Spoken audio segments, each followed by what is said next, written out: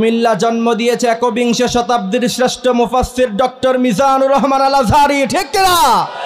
সুতরাং কুমিল্লাকে নিয়ে কথা বলার আগে একজন ডক্টর মিজানুর রহমান আল আজহারি জন্ম দিয়ে দেখাও, ঠিক কিনা?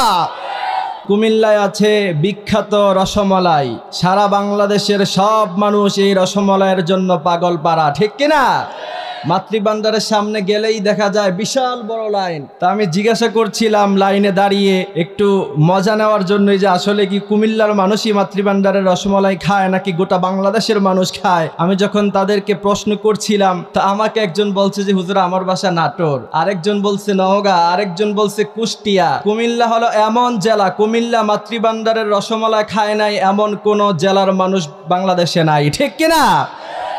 কুমিল্লায় আছে ডিএসপি ধর্মসাগর পার্ক, বিশাল বড় শহরের মধ্যখানে তো বিশাল জায়গা নিয়ে কুমিল্লার মানুষের যে হৃদয় বড় এটা আমরা বুঝিয়ে দিয়েছি, কারণ শহরের প্রাণ কেন্দ্রে এত কোটি টাকার জায়গা আমরা সাধারণ মানুষের জন্য ছেড়ে দিয়েছি, ঠিক কিনা?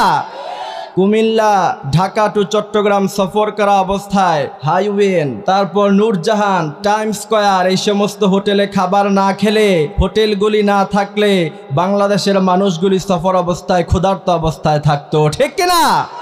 সুতরাং সব কথার শেষ কথা হলো গত বছর বাংলাদেশের শিক্ষা ব্যবস্থার আর্টিকেলে বের হয়েছে সারা বাংলাদেশের মধ্যে সবচাইতে বেশি বিসিএস ক্যাডার অর্জন করেছে কুমিল্লা, ঠিক কিনা? সব কথার শেষ কথা হলো বাংলাদেশে 64টি জেলা থাকলেও Comilla is brand, Comilla is champion, ঠিক কিনা?